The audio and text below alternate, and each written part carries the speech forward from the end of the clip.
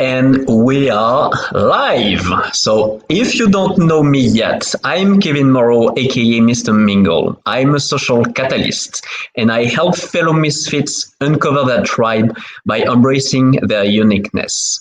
And today I am thrilled to receive Lukas Schmidt, a friend from Germany that I actually met in person last year. We will tell you a little more about that. And I am extremely excited. We share many, many things. But before I start, and you know me, guys, I'm a talker. So when I start, I can be hard to stop. So, Lucas, if you want to seize a chance to say a few words, your time is now. Hey everyone, thanks Kevin for inviting me and giving me the opportunity to speak. I love just generally interacting with people, thinking about how we can help each other. And I'm a geek. I've been playing video games since I was 6 years old. I have been going into science after I finished school because I never really enjoyed the way school taught things. And from there on, I got interested in Mind Valley, and that's actually where Kevin and I we met at Mind Valley University 22. And we had a chat there, and we talked about this game of life and how to level up, and just generally living our best life and unlocking our full potential. And that's what I've been doing for the past 3 years, and really doubling down on that and thinking about what is this meta of the game of life, like the optimal playing style for me, and then trying to copy that for others. And things like, okay, generally something that everyone will just benefit from is having a purpose, like a direction in life. Because when we look at all these video game characters or like the movies, like the heroes in these stories all know what they want to do, and that's what makes them heroes. They help others by kind of completing this big quest on destroying the ring or the Death Star or just defeating Voldemort. And I think this is something that in today's age we're kind of missing. We're missing this meaning and purpose, and that's kind of like what I would like to help with and give back to the community in that way. I love that so much, and thank you for that. And I'm a huge gamer as well, as you know. So we definitely connected on that, on the gaming side of things, and not only because I know you're not just playing around, you're also extremely strong on going deep, on really understanding how things work. I feel you might not have a genuine engineer for training, but I feel you really think and behave and live like an engineer to me. So I don't know how you feel about that.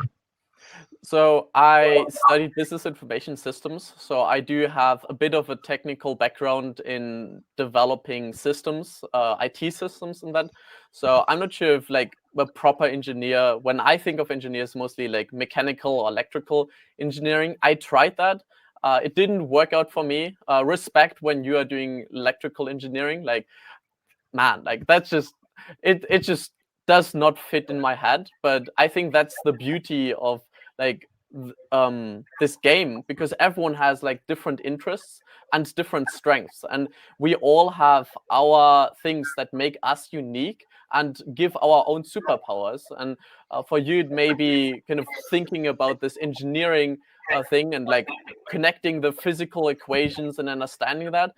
And personally, I like to think of like these gaming systems and how I can turn them into a fun experience and translate them into real life. Because like games can be tricky, right? Like you can lose yourself in a game. And I've lost myself in there as well. I went a little bit too deep into gaming. Kevin, it looks like you did that too. And because like games are just so engaging and fun. And until I realized that I was able to actually play this game of life, I just thought like these games would be the only thing that actually give me meaning and fulfillment. But switching that and reframing that as in thinking I get to play like this game of life with this great graphics and the best characters and meeting other great people like you, Kevin. I think that's what it's truly about, and just kind of enjoying things and enjoying life to the fullest and trying to optimizing that. How can we get even more out of that? How can we be even more present in the moment, and how we can connect even more deeply? Yeah, I love that. I really deeply resonate. And before we go on, I'd love to do big shout outs. Very first to Mike. You've been the first. You've been very loud already, big dog. I see you, and I really appreciate you so much. I know you're not too well today, so sending you extra bits of love and support and super massive energy to beat the flu. And D Grant, my homie, you're here. Jonathan, guys, I appreciate you so much for showing up. You probably already had the feeling you're gonna love Lucas. I know you guys, you will already connect big time with his energy. So don't worry, we'll get there. And before we go that, and I love how you mentioned superpowers already. That we all obviously will go into marvelous territories, pun absolutely intended. And that's the thing. So, what made you feel like you weren't the hero of your own story back then? Because I know you felt like that, like I did, like so many of us did. I think it was mostly the lack of choice. I didn't feel like I could control where I was going. I felt more like I was this character in Sims, and someone else just telling me what to do, to be like there at that specific time, to work this job that I was really not enjoying. And it didn't feel like I was the main character. It didn't feel like I was in control of my life, and I just wanted to be able to choose my own path. And that's why I love games, because you get to choose. You get to kind of like say, this is what I want and this is what I don't want. And seeing life as this, like, just doing something for someone else, even though the intentions may be the best. Like my parents wanted me to study, and I understand that, like, of course they just wanted me to be happy, but kind of imposing that and pressuring me in that just felt like I didn't really choose what I really wanted, and it felt like I had to make a choice even though I wasn't ready. So I ended up studying something that wasn't for me, and I lost a lot of time during that period, during which I could have traveled, I could have explored other things, and could have find myself. And I eventually did that afterwards, but it just took more time. So to kind of like say what was the cause was just not being able to decide how to live my life, being like this NPC who, like, I still remember I was in this cashier job, and I had to repeat the same phrase over and over again, like 3 times every minute, to whether people have their checking accounts and whether they'd like to redeem their coupons. And it's just like, in that moment it hit me, it's like, I'm just like this NPC who's like, you go to and you just like load off all your stuff and you sell these, and then you kind of go your way. And like, there wasn't really a way to express my personality, to express my uniqueness, and to actually provide value. Because nowadays, like, these jobs of cashiers, I think a lot of people really thrive in the shops, and they think like, yes, I get to help these customers. But for me, it was just not the thing that was able to develop my skills and kind of push me towards becoming a better version of myself. Because that's ultimately what I think makes up a player, that you get to grow and you get to level up and you get to collect these experiences, which you usually like just don't do as an NPC. Because if you're not a playable character, then you don't need experience points. I love that. If you're not playing character, you don't need experience points. It's so powerful. Love it. I really love that. And okay, before we go deeper, we had reinforcement from ladies, and I love that. We were all guys, like back in the days when gamers were mostly guys. And thank you so much, Sia and Maria Elena, for joining. No, yeah, we feel much more whole. I like that, the gaming field has evolved so much. And now we have ladies as well that are embracing games. And yeah, it's definitely not a male thing. It's not a masculine thing. And everybody loves playing, maybe in different ways, but there's room for everyone in games. So thank you so much, ladies, for joining, and thank you, gentlemen, for standing your ground as well, because that's the thing. We want both in that field. And now you explored that amazing concept of NPC versus PC, playable character, right? And I have two questions for you, and I let you decide which one you would like to answer first. So There you very go. first, what was your turning point? What made you decide to go from an apparent NPC? Because I don't believe we are ever NPC in reality, but we can feel like NPCs. And what made you really feel like you weren't in charge, you weren't in the driving seat, and really become your hero, the hero of your own story? So very first, what made you do that or decide to take that route? Or what advice would you give fellow misfits feeling they're an NPC in their whole life? So you choose. You probably will have to answer both at some point, but you choose how you want to start. Okay. I think I'm gonna start with the story on how I was like in that situation and how I snapped out of that, or like where I started to open my eyes and really live consciously and thinking about, okay, who do I want to be? And that was on my way to university. I was like in the train, and because it was a city that was a bit further away, I had like commuting time from up to 2 hours. And during that time, I wanted to make the best out of the situation. So that was my reading time. I got to read. And even though it wasn't like the most comfortable situation and it was noisy around, I still enjoyed this reading time more than the actual university. So in that moment, I knew that, like, okay, when I'm like really seeing this like unfavorable condition on like reading in a train, but like the difference was I was doing the thing that I wanted in that moment. I chose to read that book. It wasn't a textbook given me to the university, but I chose to read what I wanted. And that's where I was actually the happiest. It wasn't like when I was in university and learning, or even like talking with my fellow students, even though that was great, but it was the choice on me actually saying, I'm interested in that and I want to read more about that. I want to learn more about that. And I think this is also something that you can do to kind of snap out of this NPC mindset, because as you said, no one is truly an NPC. Sometimes we do feel like it.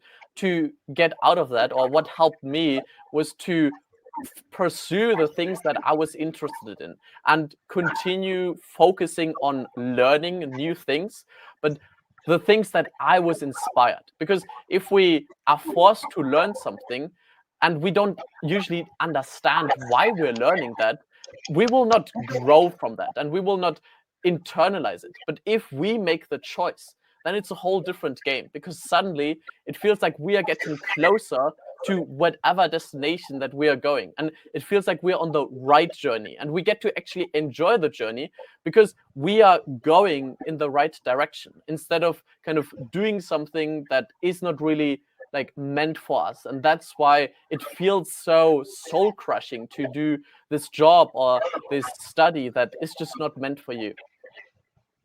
It resonates with me so much what you said, and I feel there's a very critical point you just mentioned, and actually it's at the core of what you're currently doing, right? To about the education system, and we'll get there in time.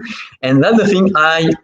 I strongly believe that education systems, at least all education systems I've encountered, are deeply broken. That is something I don't believe that education systems are meant to empower us.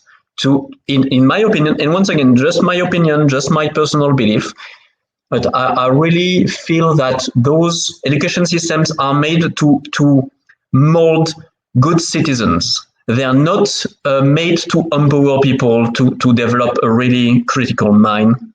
And they are cookie cutter molds that are absolutely like perpetuating that NPC tendency. Like governments in general tend to want to have good behaved NPCs that are just gears in the system and serving them their interests.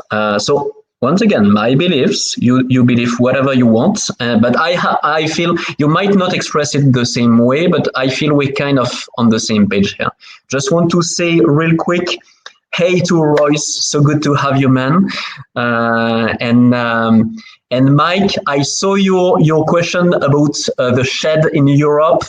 Don't worry, I have an offer for all hounds for next summer, and I feel Lucas, you probably have an idea what it could be about.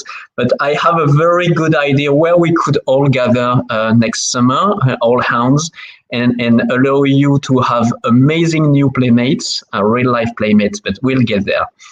But I saw your question, Mike. Don't worry, it's coming. To answer your question about the education, I do think the system was designed in that way, because in the past, you just didn't want people to rebel against the system, to think for themselves, because we needed more workers who were just doing what they were told. And this is the system that is still in act today. And I don't think this is the intention of the people from today, because I've been traveling through Europe throughout the last year, and I've been really talking with the teachers and with the schools and the principals, and they all want to change, but they are fighting against this old system that is just very slow to change. And sometimes we forget on how far we have actually come as humanity and how quickly we are currently like innovating and kind of growing as like a whole species. Because like within years we go from like not even having the internet to having ChatGPT write everything for us, and in the future maybe even playing in virtual reality games and like actually being superheroes and having that. So I don't think the system is like, it was designed that way, but I don't think people nowadays want that. They are actively trying to get away from that, and companies like Mind Valley or Apollo, there are multiple companies and even smaller schools. Diane Taverner is a great example in the States that has built an incredible school system that is actually focused on preparing students for the future. But largely, the system is not set up in a way where you get to be your own version, your own character, and where your creativity is enhanced. I still think the majority of students nowadays are being forced in this cookie cutter way that you mentioned, because that's just the way it has always been. And that's the way the teachers are still being trained to kind of work with their students. And I think the moonshot about changing the education system is not necessarily figuring out like what to do differently, because we know what education could look like, and we know like the best practices.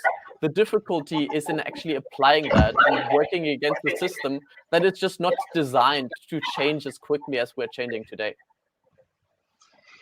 That's such a good point, and I also believe it was absolutely intentional. It was designed that way on purpose.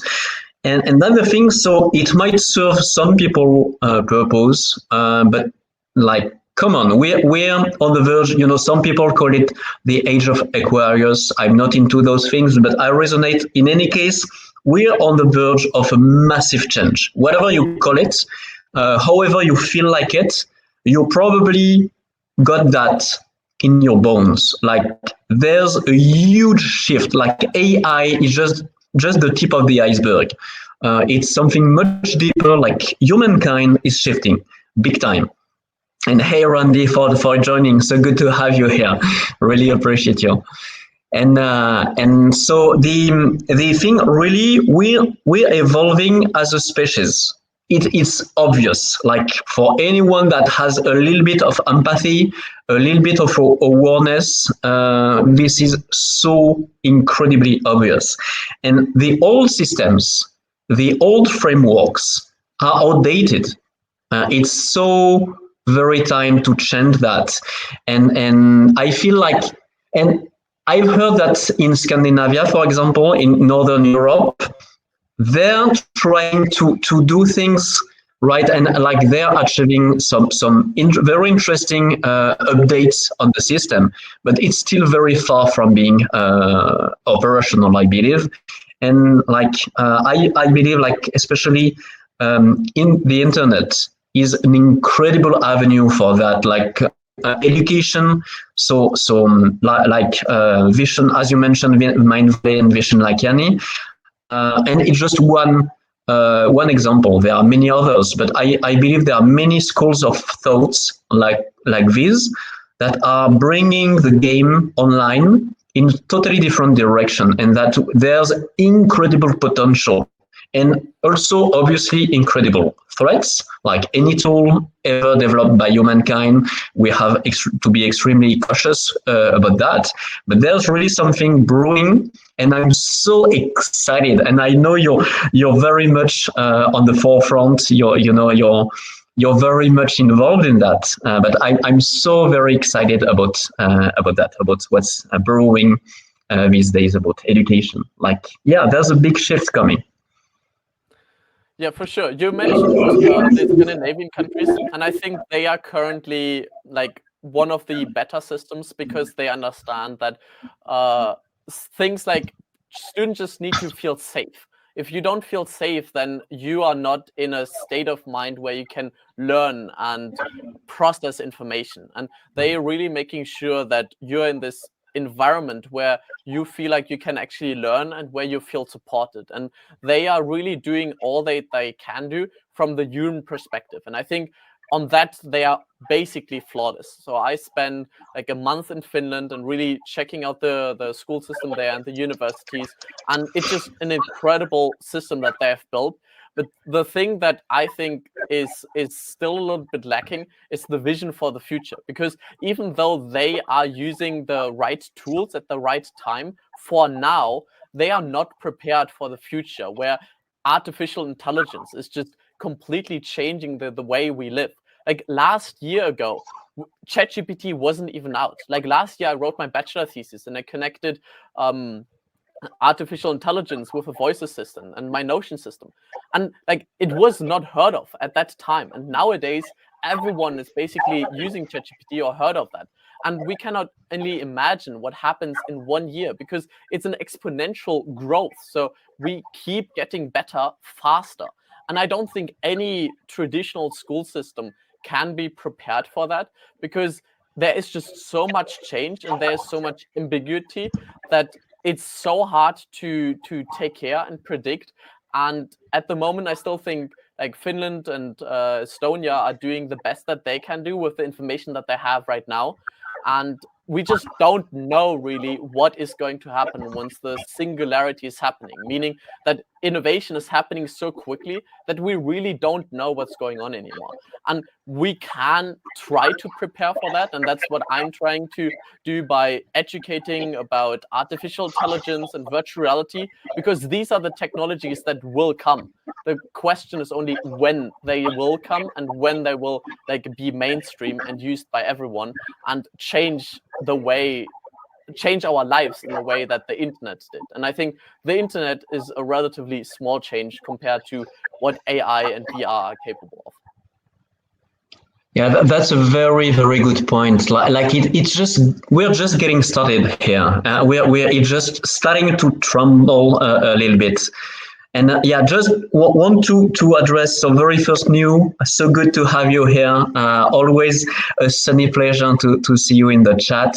And guys, if you have any questions for Lukas around games, gamification, systems, and we haven't started to talk about that, or education in general, and his very unique take on education system, please feel free to shoot a question in the chat. We would happily answer that, or better, Lukas would happily answer it. And there's something you mentioned, like there's no way anyone could be prepared for AI. Like it's very funny. Like when earlier today I mentioned one of my favorite movie from the 90s, 91 exactly. T2, Terminator 2, right? We were already talking about, and the one was, I believe, in 88. We were already talking about the machines, the rise of the machines in the late 80s, and obviously with AI involved. Yet, we are so not prepared for that. And I feel it's an extremely interesting point you mentioned. And Jonathan, just before I let Lucas answer your question. So what you mentioned, I believe it's absolutely on topic. One of my very favorite books on personal growth is The Art of Learning from Josh Waitzkin. And one of my very favorite nuggets, beautiful gem, is when you're in front of a thorny road, do you cover every inch of that road with the leather, or would you rather wear sandals? And obviously, Josh is all about sandals. I'm a sandal man as well. I love to have kind of both, right? Putting some leather here and there, like on the biggest thorns, but still embracing sandals and adapting and really being able to be flexible and to be, smart, agile, right? So I let you react to that, or Jonathan, whatever you want. This is really the key on being flexible in that. And I love that you mentioned Terminator, because I think this is one of the biggest misconceptions about AI, because like we may have something like Skynet, but we are not thinking about the positive side of things. And I truly believe in the benefits of AI, because the AI is both the thorn field of roses as well as our sandals. Because when we have our own AI that can protect us from Skynet, then we are safe. And I believe in there's so much stuff going on in the internet. You cannot protect yourself against everything. And like humans against AI, like over time, AI will just win, because it just gets far.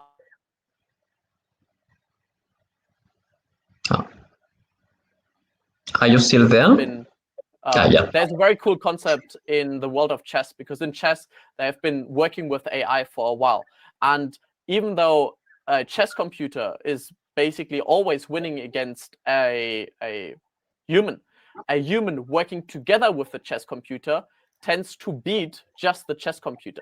So I think this is the future that we have to live in, where we get to work together with AI to develop our own AI system that helps us protect against these evil AI like Skynet, or that want to kind of scam us out of our data, or use deepfakes to kind of like do that. We need our own AI to think about where is this data coming from, and we cannot do this ourselves as humans. So we need our own companion, our own AI that is a support system for us, kind of how the phone is a support system for us and augmenting us to be the better versions of ourselves. Yeah, I love that. Yeah, I'm totally on board with that. I totally agree. It's like the cliche scalpel, right? A scalpel can take a life or can save a life. It depends what hands is holding the knife, right? So I really believe in the same. So if you don't mind, we had a question from Jonathan about the Aurora Borealis. So a little bit off topic, but is it really? I'm not even sure. I've heard of it, but so I know, I'm not sure if this is a reference to the Northern Lights. I feel like that, like a connection comes in me. I have not seen them. I do want to see them in the future, though. Like, this is one of the things on my bucket list.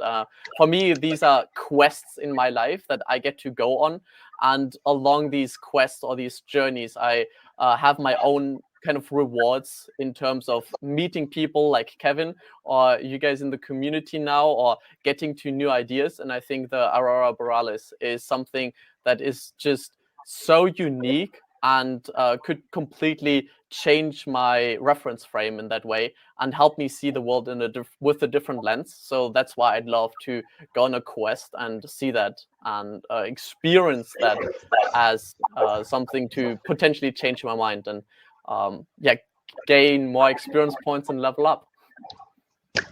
Yeah, I love that, and it's going to be a very interesting bridge. So yeah, for the second part of this podcast, we will explore more about systems and leveling up and experience points and going deeper into the system you created. But before we get there, I'd like to kind of go into a very interesting cliche that actually, so many people, when they think about gamers, when they think about nerds and geeks, they have a very hard cliche of people that are, introverted or shy or kind of closed off. And you are one of the biggest nerds and geeks I ever met, and I have many in store, right? I have many friends, and I am one as well, right? I am absolutely super into geekiness and nerdiness, and yet you had that such warm vibe. So you were that kind of anti-cliche of nerd and geek, and that is fascinating. And I love that, and I'm wondering, so how authentic relationships and connections were able to really contribute to your success? Because that's the thing. I feel I might be wrong, but I feel you're extremely good at connecting. Your hurt, it shows, right? You feel very genuine and very good at connecting, at least apparently. So I'm wondering how did having that kind of very warm side contributed to your own success? I don't think it can be broken down to like one thing. It's probably a mix of many things. I Okay. generally think it depends a lot on when we specifically look at the gaming aspect. It depends on what kind of games do you play and who do you play with. So for me, games was always something to socialize with. I met with my friends in school and we talked about games. So after school, we could go and play these games together. So most of the games that I played were social games, and this is also how I learned English. I played online games where you just had to speak English, and that's how I developed my language. And then while traveling the world, and like I was fortunate enough to spend a year in the States, I was also connecting with people through games. And for me, I don't make a big difference between like video games or like sports games. For me, it's all about just playing and enjoying the concept of, oh, there's like a system and you can get better over time and you get to level up. And just having this growth mindset was probably one of the key aspects that helped me shift from the identity like, oh, like I'm just alone in my room. It's like, no, I'm actually more connected because I have like all these people that I can talk to. I have all these people that I can reach out to and just like be in this virtual world together. And especially during COVID, I never felt like I was alone or isolated because I just was able to play games all the time with my friends. And I was able to dive way deeper into that.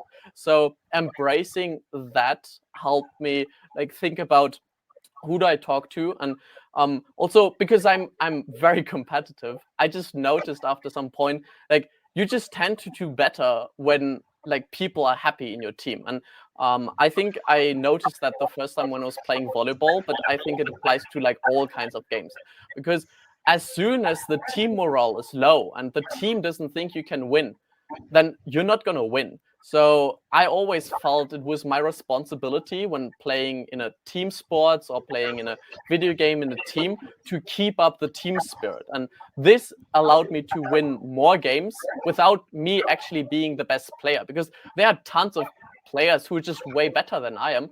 But I felt like, okay, what's my unique aspect? And that is to lift everyone up and try to like make everyone feel good about themselves and encourage them to do better, because we are ultimately playing a game. So the point is to have fun. And if you're not having fun, then you're losing. It doesn't matter whether like in the end the score is higher or lower, but like you only lose when you're not.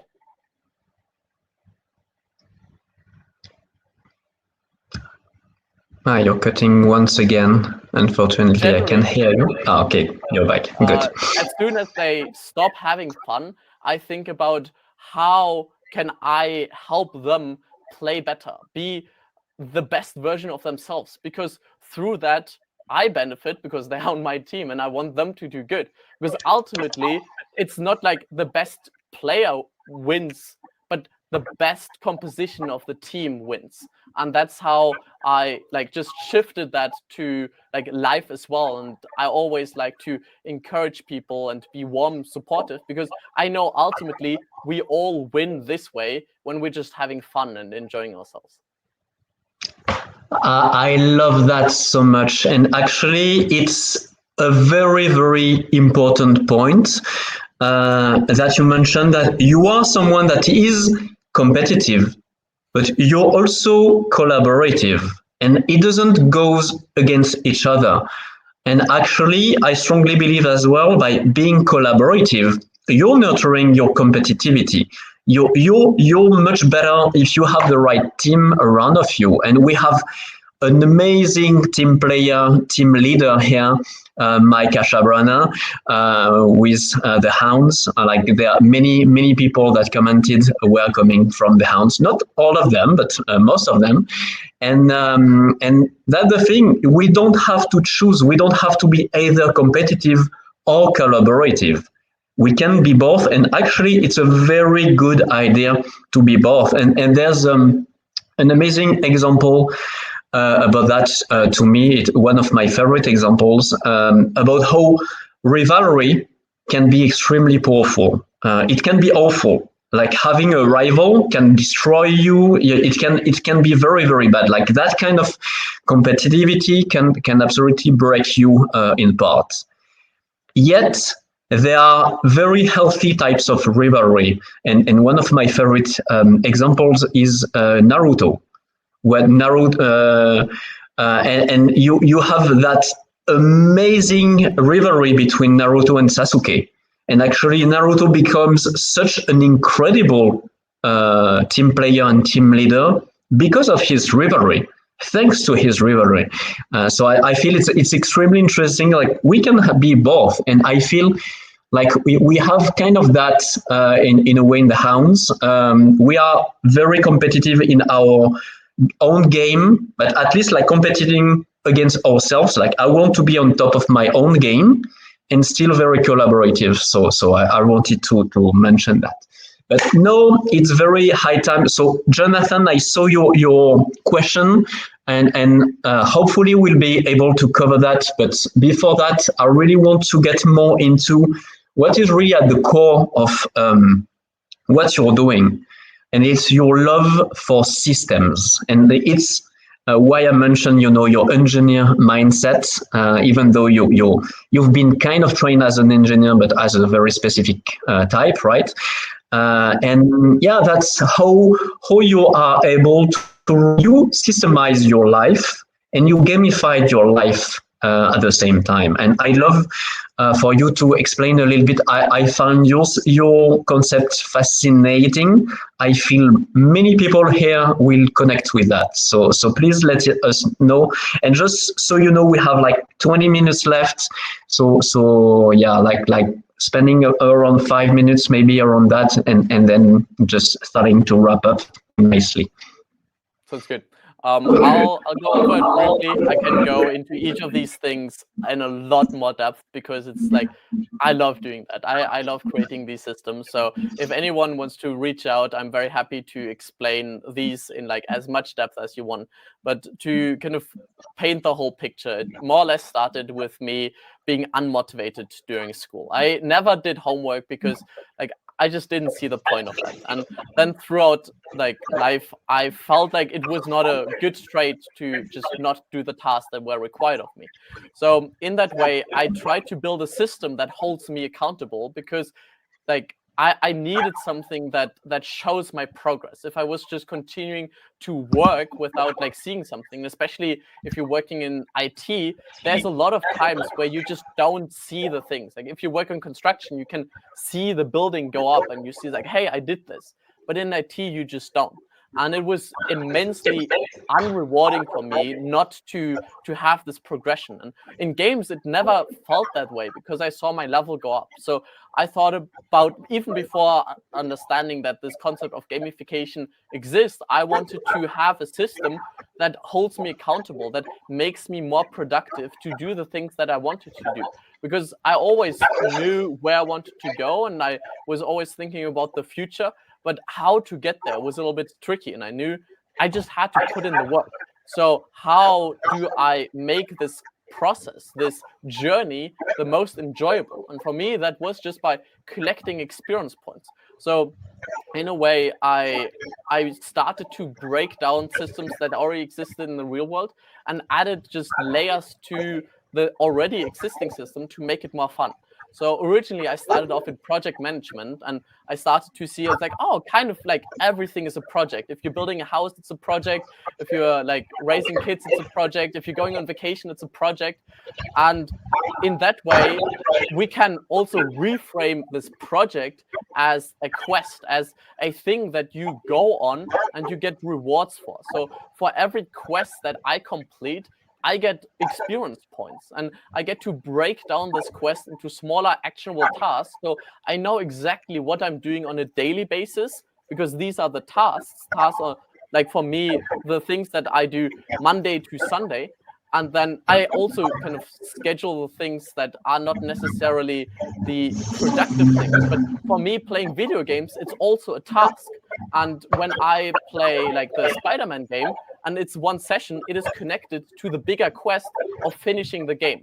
And everything I do gives me experience points, whether that's like in work or in my friends or in my love relationship or just exercising. All of the, like, as long as I experience something, I should be rewarded for that, because that's what happens in games. When you play The Sims or when you play Skyrim, whatever you do, you get points for that. So it's like, well, that's fun. Why doesn't that exist in real life? So I started to move all that over. There were a bunch of systems that I went over. I, over time, made it simpler and simpler so other people could use it too, to the point where it's a system where you just have these quests and you can see, or like, that's how I build it. You get to see it throughout the whole year on the quest that you know that you want to do. For example, Kevin, I'm sure that I will be seeing you next year at MVU. So I already know that this is happening in July. So this is already like a block in my quest system. So like, okay, from beginning to like end of July, I have Mindfender University. And I know during that time, I want to go swimming in the ocean. So that's another quest. And through this, I'm able to think about what is my future going to look like, to the point where with like pretty high accuracy, I actually get to predict the future, because I choose to have this experience. And of course, some things change, but they always change to the better, because I set this like, hey, I would like to do this in that way.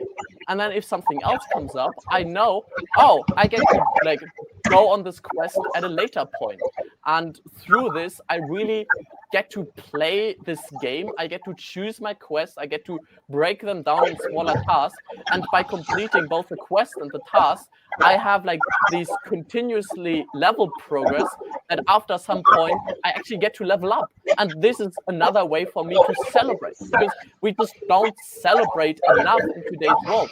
We always just go for the next thing, instead of like actually taking the time at the peak of the mountain and enjoying the view and saying, whoa, like, I've come this far. That's incredible. And like actually celebrating how much you've come. And then by looking into the past, by seeing the things that you have accomplished, you then get to, again, more accurately predict the future. And that's like how I like to play the game.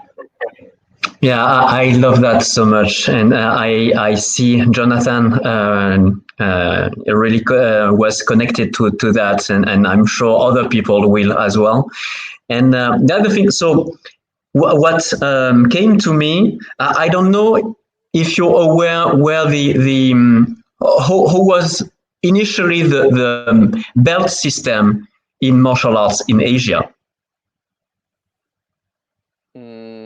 Do you mean like from Like white collar to black collar? from white to black. Yeah, absolutely. From white. Do you know how it used to be in a nutshell? I feel Well, I'm you. familiar with the current system, but I'm not sure how it changed over time. So what is extremely interesting is back in the days you had no colors at all. You when you were beginning you had a white belt, and through time, effort, rolling in the mud, weather, blood, and overall effort, your belt went from white to gray, brown, blackish. It was just a testament of all the So time and effort and work you put in. But that's the thing. It worked in Asia because they have a very different relation to time. They have huge time frames. Like in the West, we create business plans for 3 to 5 years. They have more like minimum 10 to 50, sometimes 500 years. Like they have a totally different relationship with time. And so, because Westerners were absolutely unable to grasp that, they didn't have the patience, they didn't have the ability uh, to grasp the essence of martial arts in time, because exactly how you felt with school, it felt so frustrating. They saw no progress. It's like, are you kidding me? I've already done that 1,000 times. I don't get my piece of cake or cookie. I quit. I'm done. So that's how they created the color bell system. So from white, yellow, etc. So people could see milestones, and because it wasn't enough in some martial arts, they even broke it down. They have stripes. You have the colors, plus you have one stripe, two stripes, etc. Because Westerners couldn't handle it. It was beyond their capabilities, and I feel it's extremely interesting, and I believe your system, the system you created, could help so many little guys and little girls out there. All those people that are frustrated, and we're back to the education system. All those little guys that are so frustrated with school, and they don't see the progress, they don't see the reward, and they are bullied almost by their parents, like you need good grades, and they're being pressured by their teachers and by their peers, and just it's not natural to them. It feels like a drag, it feels like a chore, and it's not fun, and they don't like it. And some people might be like, oh, come on, you just get your shit together and just do your work. Life is not a playground. You're supposed to do your grind without whining. Yeah, maybe so. Or maybe we can make life fun. If it doesn't come easy, we might use systems like yours, concepts like yours, to turn it around and really to bring fun to people, because some people enjoy the grind by itself. They love it. They love the grind. Other people not so much. I'm a no grind person. I can't handle my grind for a little bit. Yeah, sure, but I need my fun. So I love what you're bringing to the table with that. Yeah, ultimately you need to choose what is right for you, and I think this is the key part on like saying, like the school system isn't terrible for everyone, it's just terrible for some Yeah, people. And I think we absolutely. just need to give more options and just say, hey, I love grades, like sure, go ahead, keep the grades. But if someone is feels unmotivated every time they make a mistake, they get like a lower grade, maybe they could have a system where every time they just do something, they get a higher score, and through that they get to like actually level up. Because something I hated in school is you keep getting the same grades, you don't see the progress. Like from grade 5 to 8, maybe all the time in English you have like a B, but it doesn't show how much better you've gotten in English. But if you say, hey, I started off at level like 1 and now I'm like level 12 in English, and people have a reference frame to that, it's like, oh, that means you must have put X amount of time into that, and you have gotten so much better, and you have like these reference points where like, oh, during this point in my journey I was speaking at this level. And for every level I like to think of these concept of like, okay, these are the pictures, these are the moments, these are the experiences, these are the connections that I made, and they all connect to that level. So when I think about back to level 10, for example, I know this was the beginning of the year, and I know that I was meeting with a friend here to have this celebration together, and we climbed this huge tree that I tried to climb at level 1 and I just failed. And then 3 years later I was able to climb that tree, and I was like, of course I brought some more equipment, and I got stronger over that time, but that's what life is. You get stronger over time, you get better, you get to be more competent because you put in the time. But we don't see that. And sometimes, or like, I think everyone has these moments in life where they just feel terrible about themselves and they forget about how much they have actually accomplished. And during those times, it is so crucial to look back and be reminded of all these quests and all of the levels that you have been able to go through. I love that so much, and it brought something in my mind. I feel there's something that is missing big time, and that you're bringing on the table with your system is the compound effect. And like in finances, it's obvious when you get some money on your bank account and you get some interests, the more you get, the more you bring even in even more money, your interests get even more. Your bank account is growing. Or if you look at a tree, all the rings, it compounds. And we don't have that. We don't see that. We can't touch that in the education system. So I feel it's a very, very good point. And it's something we see in video games or in most games, actually, where we really see that progression, from levels. Yeah, also, so, yeah, it's very like just being able to say, in math, I'd like to have a harder difficulty, and in English, maybe a lower difficulty. Like choosing that. I think in some versions in the US, you have something like that with the AP classes, but like, why not have this generally? Because depending on what you want to do in life, you may benefit way more from a more difficult class. And just thinking about the age of students, just it doesn't make sense. Just progress when you're ready. Go to the next level when you've beaten the previous boss. But like, school is just rushing you through the system, trying to squeeze every shape through this round shape, and it doesn't fit. And like, people end up being like hurt and feel useless. But like, if you measure a fish by its ability to climb a tree, like, of course you're going to feel useless because you were never meant to climb the tree. Yeah, no, I love that so much, and I won't react on that because we are almost out of time. So I'd love, before we close, and I remember your question, Jonathan, but because it was off topic. Maybe you can ask directly Lucas, or maybe Lucas, if you take the time to check the chat, you can answer that directly to Jonathan. But right now, what I would love to know is, what are you working on these days? Or if you prefer, what excites you, or probably something in between. I'm sure actually it's something you work on and excites you. So generally, what brings me the most excitement is ultimately connected to my purpose, which is to level up education. And I have been thinking about this for a long time now, for like 3+ years. And that's why I traveled through Europe to learn from the best education systems.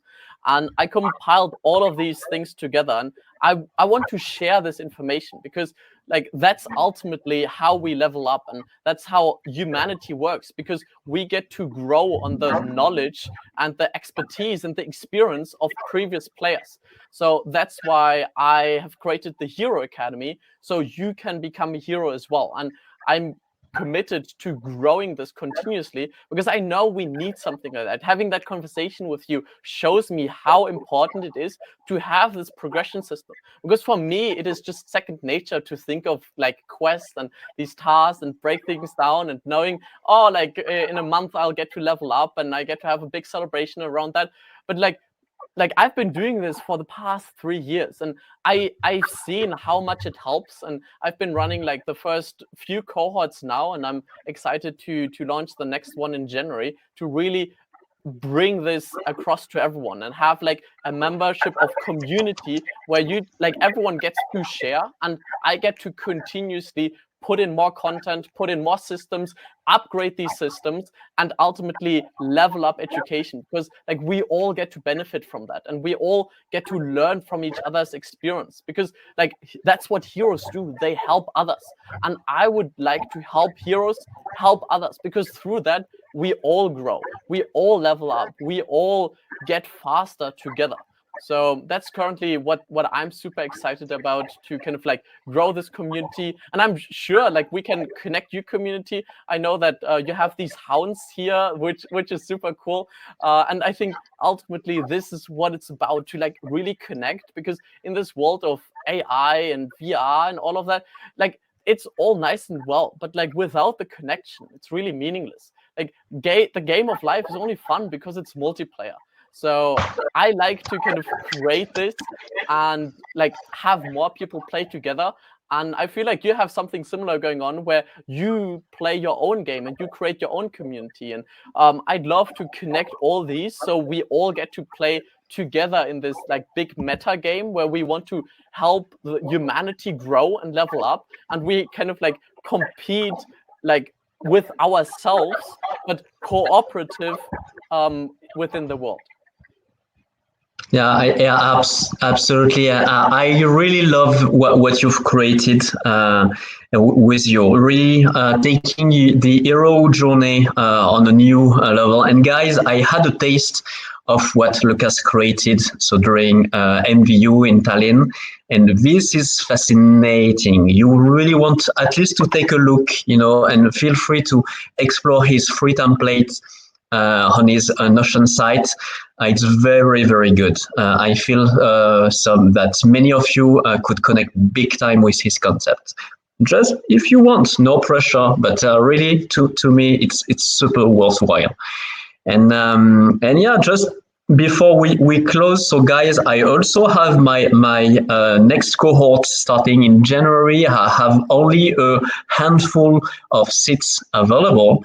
So if you are a misfit and if you want to totally transform your social life and build a thriving life and really go multiplayer, as Lukas mentioned, and really like connect with the right people for you. Really uncover your tribe, find your tribe, but from the inside out. And really, to me, it goes through embracing your uniqueness. Really being able to unlock everything beautiful and yummy you have inside, exactly the way Lukas did on his own, by going very wild on the gamification and leveling up education, and like rethinking education for himself. Like, it's absolutely brilliant. I love what you did. So if you want to have something like that on the social side of things, I'm your man. So just DM me, Misfits, and let's see if I can help. And if not, no biggie. But I would love. And I'm cooking a new type of call, kryptonite to confidence. So I will start that in a few days. So feel free to reach out if you want. But really, thank you so much. Multiplayer is really everything. Being able to like really connect in this community, that's how we grow. We level up together. We learn from each other's experience. So what Kevin is saying here is really connected with the current like research as well. We learn from each other, and having this community to grow, to hold each other accountable, to really play together is super key. Yeah, I was going to ask you for a final set of words. I guess we have that, but yeah, if you want to add just something, but yeah, absolutely. I feel we're absolutely connected. You really transformed your own life, your own social life, your own education life, your overall life. A life book style for the ones that know the life book methodology. So it's very inspiring what you created, Lucas. I'm so glad I had you on this podcast. So if you just want to finish and close.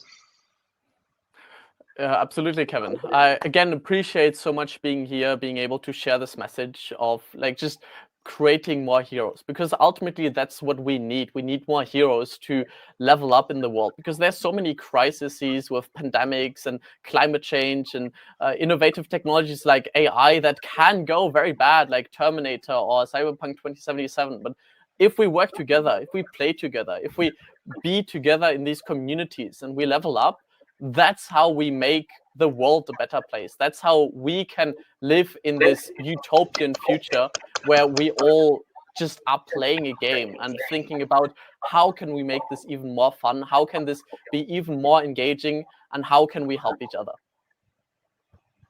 Love that. And that will be the closing words. Thank you guys for joining.